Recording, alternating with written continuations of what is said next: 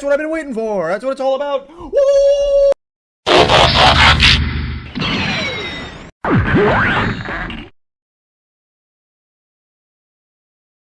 Hello, welcome back to another review, and today we're going to be taking a look at the Rise of the Beasts Battle Changers Mirage. So it's going to be taking a quick little look at this. So as you can see, here is the box. It actually does look pretty nice with a Beast Alliance, and artwork of him with his battle mask that makes him look a lot like Bumblebee. Image of the toy on the back, more images of the toy, 11 steps, and big issue with the packaging, it's just exposed here. Of course, I actually just laid it down, but in the store, how it's packed, it's like this, and there are two plastic ties holding it in, so he was giving up on that whole plastic-free initiative. You can see it's right here. I didn't even have to disassemble the box. I just went in with some scissors, cut it out, because there's, again, two ties, and these plastic ones, quite easy to cut. The paper ones they had started going back to using, they were very tricky to cut, but these plastic ones, super easy. So I was able to just take it out like that. This is what I refer to as taco packaging, because, well, it's like a taco shell. You just essentially just have it folded up here, and it's very flimsy and somewhat poorly designed. It does still look nice with all the Rise of the Beasts, like, you know, the logo and the image of Mirage, but it's not well designed. Another thing, how the instructions are packed in here. I've taken them out, but you can see that little safety thing is still in there. Look at that. It's just in there. You can just pull it out, and yeah, so very, not well thought out packaging. Anyways, back to the toy itself. Mirage turns into totally not a Porsche. So it is. So in the all mode, in the movie, his all mode is a Porsche 911. Of course, they could not get that super expensive and like nearly impossible to get licensing for this. The Studio Series does have it, but that's not out yet. But it still gets somewhat close. The shape here is mostly the same. It has been altered a bit, but stays somewhat similar. The front, though, this part, entirely different. The lights, it kind of does it, but they're a bit more, like, oval-y, rather than being, like, circles, and, this is shared with the mainline Deluxe. It has basically the same all mode. All of this, I think, pulls off the Porsche look a bit better, mainly because it's more unpainted, so it's harder to see all the differences. And then the back, you can see this is, on the actual car, there should be one continuous headlight, or, sorry, taillight, and even have a little space in here where they could have painted it, but I'm guessing for both copyright and paint budget reasons, it's not like that. Though we do still have the spoiler, even though it is, like, inaccurate. And, of course, back window is not painted, but we still get an okay amount of paint on here. Though, it's definitely reserved more so for the robot mode, because we basically just have blue stripe on the front, black windows, red taillights, and that's it. You're not going to get any more paint on the alt mode here. As for the size of the alt mode, I was too lazy to actually transform anything, so it's something they already had transformed / don't transform. Here is Studio Series Scourge, and here is a Hot Wheel. So basically, Mirage here is in that, like, weird size class that a lot of Rise of the Beast toys are in, which I refer to as almost Legends. Like, he's very close to being Legend-sized toy, but he's just a bit too big, and I feel like would have worked a bit better as a Legends. Although, with how kind of complex this guy can be in areas, I think he actually kind of benefits from this bigger size. Speaking of Sun Engineering, let's get into the transformation. Although, first of all, I will show off, he actually rolls surprisingly well. He just has, like, clipped wheels, but he rolls really well, which is, again, surprising because a lot of toys don't roll well. He rolls better than, you know, Leader Class Scourge. Yeah, so as for the transformation, it's very interestingly engineered. So you want to open up, I guess, like the engine back here, and flip that up, and you can see his hollow head, like a core class hot rod.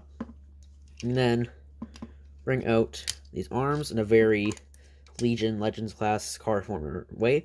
But that's basically the only thing he has in common with your standard Legends car former transformation. The rest of this is completely new. So, of course, yeah, this bit, and then bring up the head.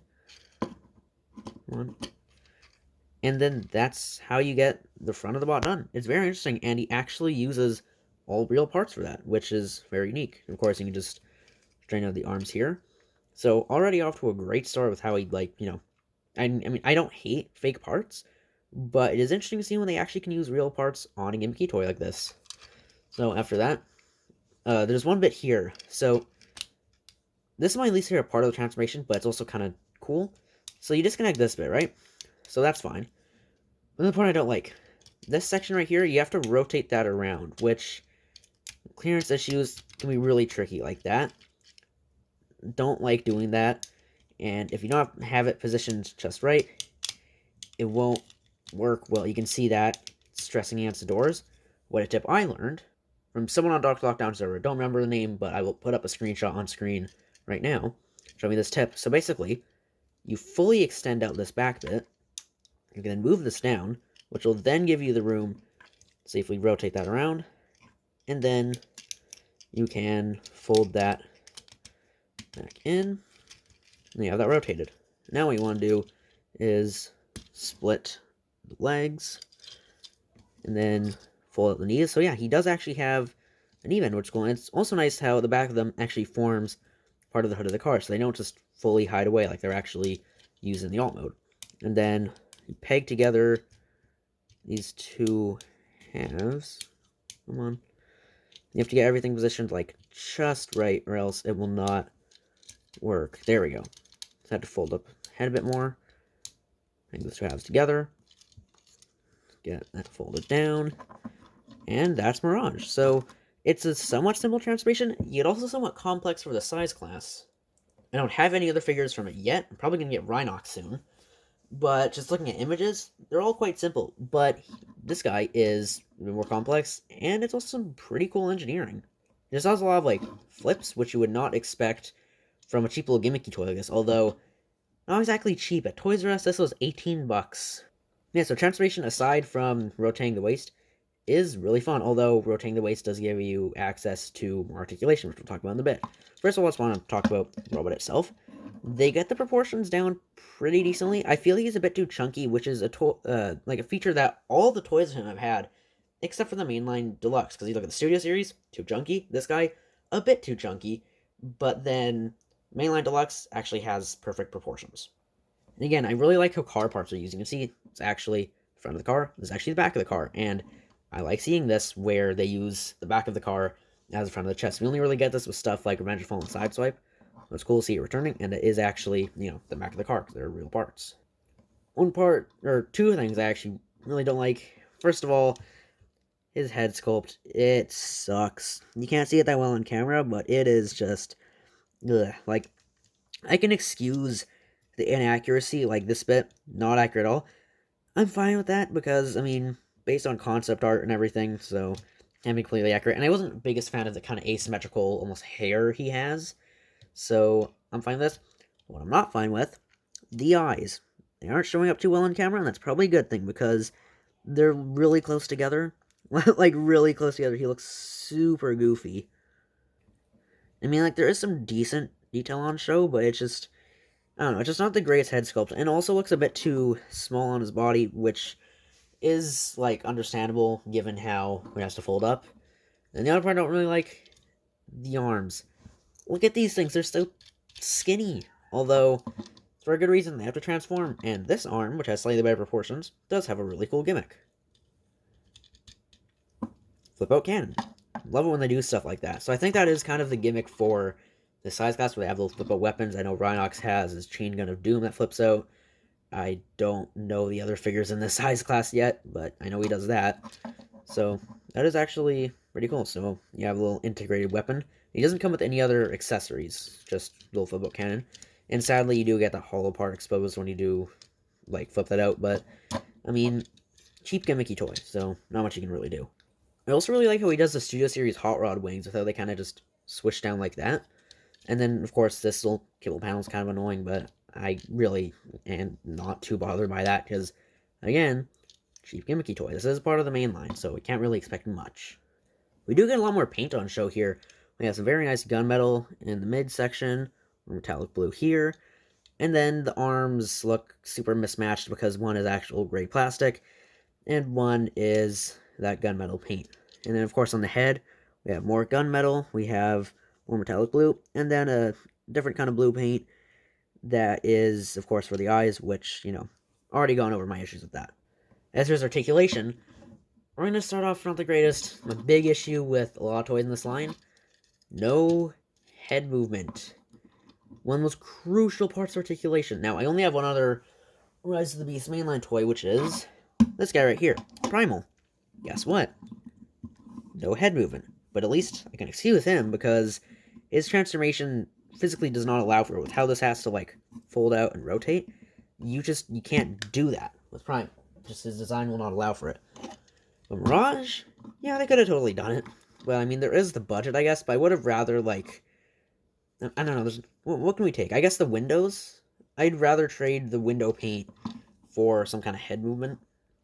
But the rest is quite good. So as for the shoulders, our ball joints, which act as universals, and we have an extra joint here due to the transformation. A nice upwards movement. And then, of course, cannon flips out. And this is really nice. Waist swivel. You don't get that much, but you still get fully featured waist swivel from the transformation.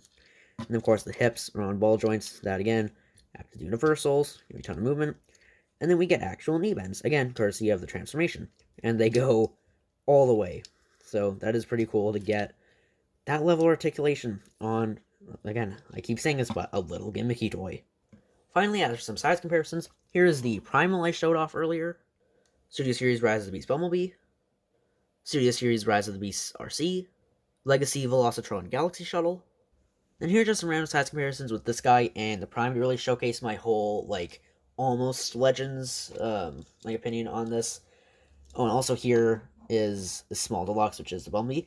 You can see, he's almost Legend size. He's so close. I'd compare him most to Prime Wars Trilogy Legends figure or Revenge of the Fallen Scout class. When again, he's still just a bit too big. Like, see, like, he could be Small Warrior size, a bit under Small Deluxe size, but no. It's just this weird in-between. Like, a lot of these Rise of the Beast toys seem like they were engineered to be Legends class, but then just kinda aren't. Yeah, so the whole size thing with these toys is a bit weird, but Mirage is still quite a fun little figure. He has some flaws, sure, but he is, I've said this like so many times, a cheap gimmicky toy. And at the end of the day, that's what he is. He's a toy, and he's meant to be fun, and he is. He's got a neat little all mode, pretty interesting transformation, kind of goofy looking robot mode with a fun little spoke cannon gimmick. And overall, like most of this mainline so far, and what I said earlier, he's fun. So that's it for my review of Rise of the Beast Battle Changers Mirage. If you liked the video, give it a thumbs up. If you didn't, then don't.